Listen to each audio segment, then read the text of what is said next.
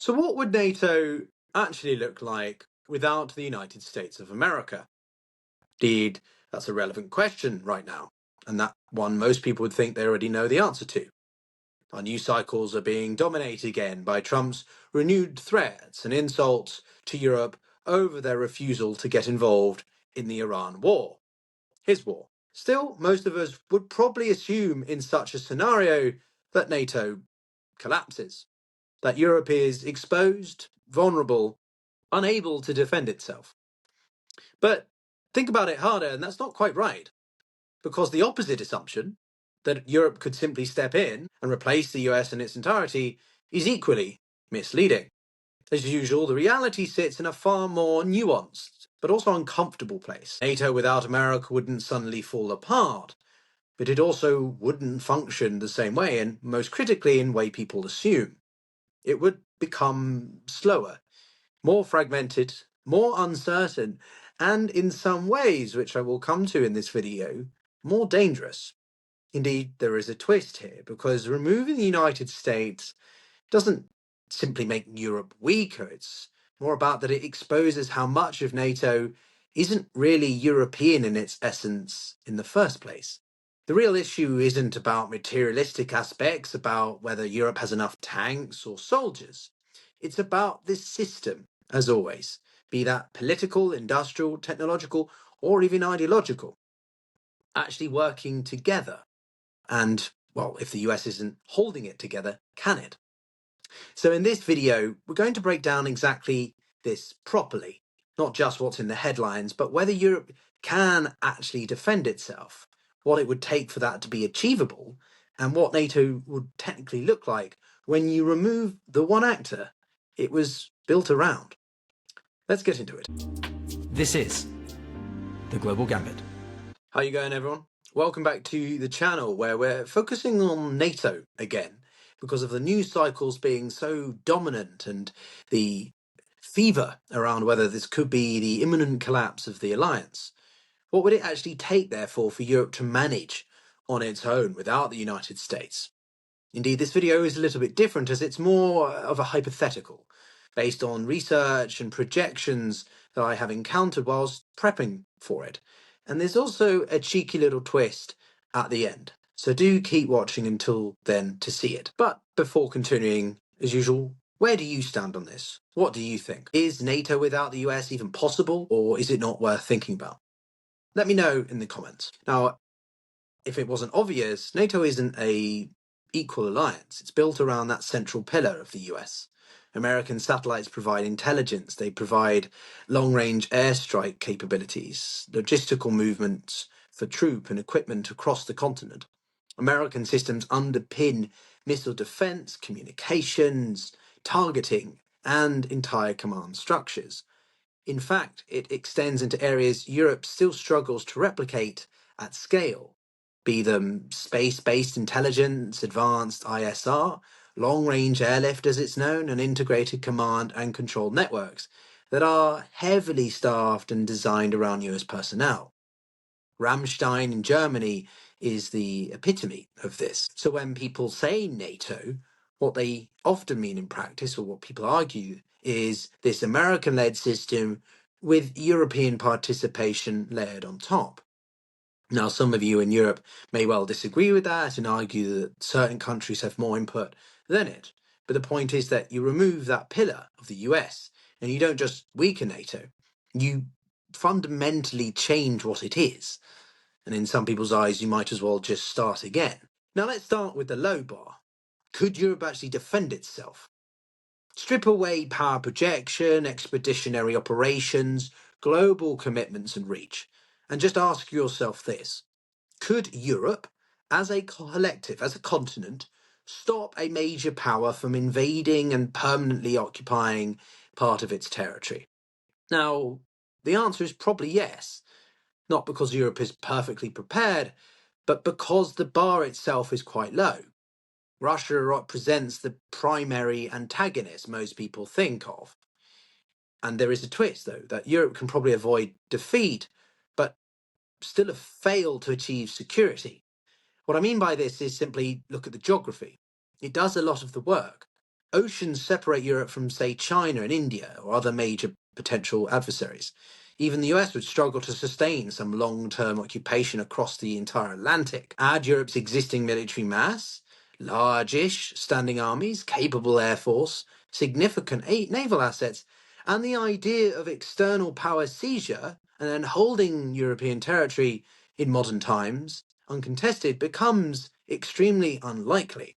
At most, an aggressor could inflict damage, disrupt infrastructure, and apply coercive pressure. Indeed, this is largely what the Kremlin does already, albeit in clandestine ways. But converting that into a stable, long-term, uncontested control with sort of some form of normal civilian life returning is in a different order of scale. So, at the most basic level, Europe isn't defenseless. But this is also where some analysis stops and therefore goes wrong. Not being conquered is the lowest bar, not really one you want to base your defense analysis and strategical existence on. So you've got to raise that bar even slightly to, say, a bit more of a sustained high intensity warfare, defense credibility, as people call it, or the ability to respond, rapid response. And that picture changes significantly. So the real problem is actually dependency and leverage. You see, NATO without the US doesn't collapse immediately, but it degrades slowly, structurally, and in ways that are not necessarily that visible or juicy for public discourse. It's not a dramatic implosion, as headlines would like to report. The more Europe has tried to strengthen itself, the more it has actually locked itself in dependence on the US. Replacing the US contribution is often estimated at around $1 trillion, and that includes not just equipment, but around 130,000 troops that are dotted around in Europe, alongside things like critical command roles, planning structures that Europeans would need to suddenly fill. So the real issue, therefore, isn't just money. It's this materialistic, physical dependency. It doesn't just rely on American troops. It relies on these American systems that I outlined before, be them software, supply chains, but also critically, American political decision making. Even the possibility that intelligence sharing could be restricted or severely reformed, that key systems might not be updated, or that embedded technologies that could degrade over time, creates a continued leverage, not just militarily, but politically, given Washington influence across a wide range of policy decisions that stretch far beyond defense. The United States doesn't merely support European security, it shapes it. It is the defining factor of European security architecture and has been since the end of the Second World War. But especially over the past decade, as European defence spending has seemingly increased, albeit inconsistently, a significant share of that spending has flowed back into US equipment, fighter aircraft, missile systems, these ISR platforms. The result is therefore a bit of a paradox, that Europe has been spending more while in key domains becoming more dependent, not less. And so there's an even deeper twist here. That is, even if the US never leaves, that dependency already gives Washington strategic leverage over Europe for the foreseeable future. Why the idea of sort of a NATO without US or NATO minus exists only in a few years, when Europeans have enough time to properly reallocate resources and develop their own systems. Otherwise, it only reinforces US technological dominance and widens capability gaps in areas where Europe lacks domestic alternatives, particularly in space, stealth aviation, long-range precision strikes, and integrated missile defense. It's not a switch Europe can flip. Defense industrial ecosystems take years to build or rebuild. Supply chains take years to rewire. Software and data architecture take years to replace. Meanwhile, potential adversaries do not pause. Russia, despite the strain of Ukraine, could plausibly reconstitute enough capability to pose some kind of challenge, and some estimations suggest that that might be the case even as early as next year. Although, considering how limited they are in Ukraine, I remain skeptical of such arguments sometimes. So if US forces enablers were reduced on a similar timeline, Europe wouldn't enjoy a long, orderly transition. It would face an immediate window of vulnerability in which its capabilities were most exposed. Then there comes not just dependency, but another fundamental constraint: production. You see, Europe doesn't just lack capacity, it lacks the system required to generate that capacity quickly. And what is arguably the primary focus right now, the priority of a lot of European capitals, especially the E3, Germany, France, Britain, talking about expanding that capacity. Modern war is as much about output as it is about strategy.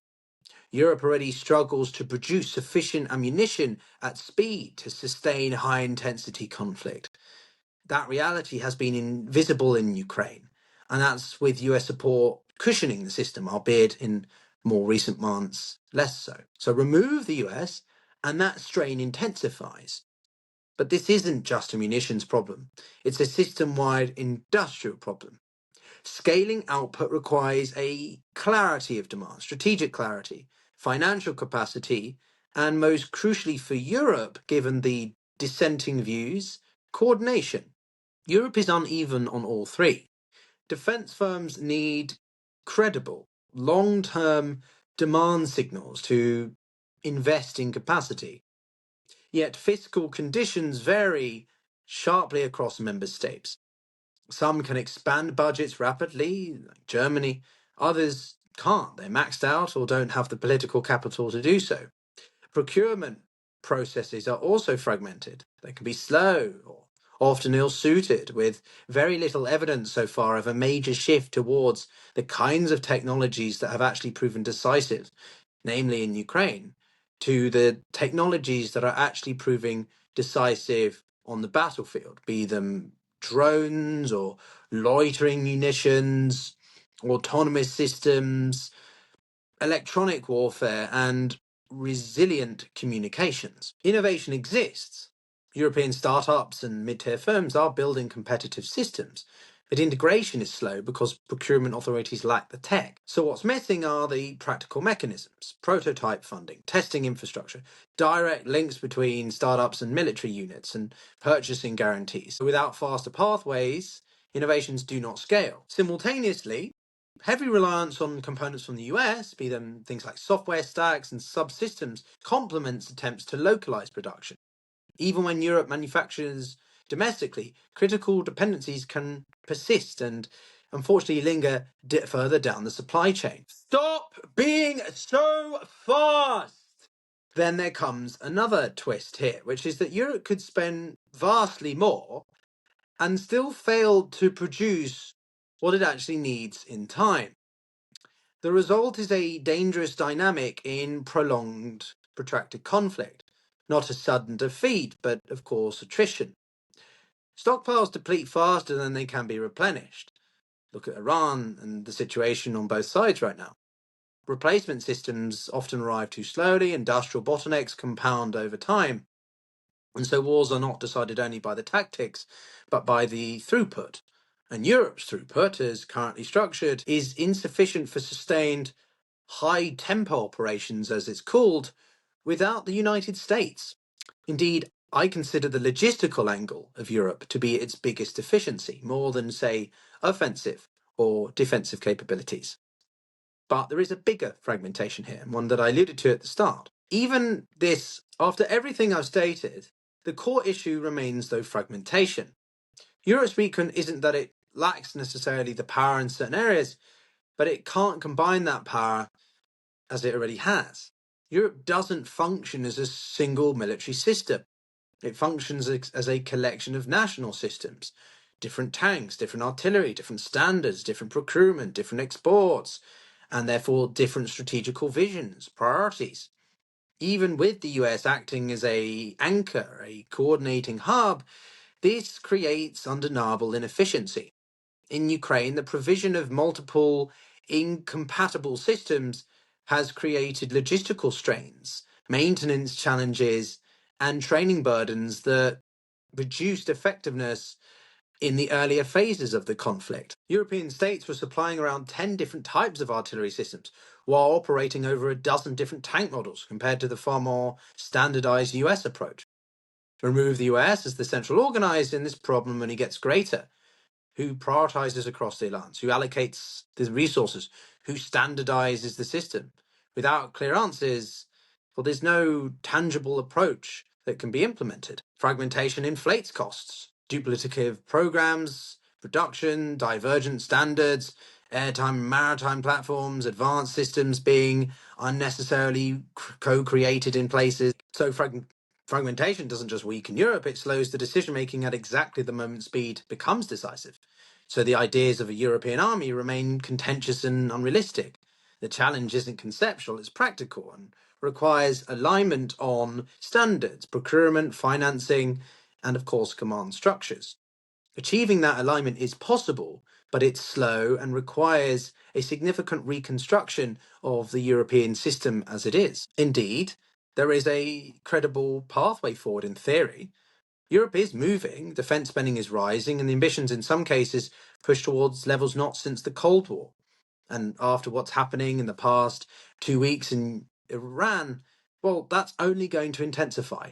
The more insults that Trump throws at Europe, the more likely they're going to seek their own efforts to go it alone. And that may well be possible if there are greater countries beyond the European continent. Think Canada, Australia, South Korea, Japan, other countries that have been on the receiving end of Trump's threats and insults, and may well have just had enough of being overly dependent on the United States. And a collective security between all these countries together certainly offers more than simply the United States in its own unilateral approach or under the behest of the current head of state.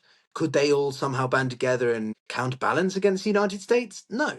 But for their own respective interests, as in taking care of their own strategic concerns and needs, which is very much what Trump seems to be doing over Iran anyway, without consulting his own allies and partners, and now demanding that they get into a war that they did not start, it seems like it may well be a reasonable risk willing to take. Practical steps are available. Shift demand towards European producers without cutting US purchases. Accelerate procurement integration of technologies across different parts of the globe, especially within broader Europe. And so done properly, this isn't a security agenda, but an economic one. Defence investment drives research and development, supports tech ecosystems, and therefore the only constraints are more about political capital and the inability to find a cohesive strategic approach, which, though, given just how much Trump is destabilizing the entire international system that we've been accustomed to since the Second World War, is driving even some of the biggest skeptics of the European Union of a more unified Europe, or just be honest, a federal Europe, to reconsider whether the idea of a federal Europe may well be what's in the best case of everyone. People that we'd never used to have heard say it, be sort of the likes of Marine Le Pen or the Law and Justice Party in Poland, Giorgia Meloni. People have actually come out with the idea that maybe this is the best way forward. And that could be the difference between relying on NATO without the United States, or the dependency of the United States at the behation of J.D. Vance and others who seem to detest the continent, or just being pragmatic, balancing what can be done over what timescale, but gradually, increasingly, de-risking and perhaps decoupling. But that's it from me, everyone. Give the video a like if you enjoyed it, and be sure to come back for the following videos I've got coming up, some exciting guests and much more. Check out the contents in the links below if you want to learn more about this subject, and I'll see you all on the flip side. Take care.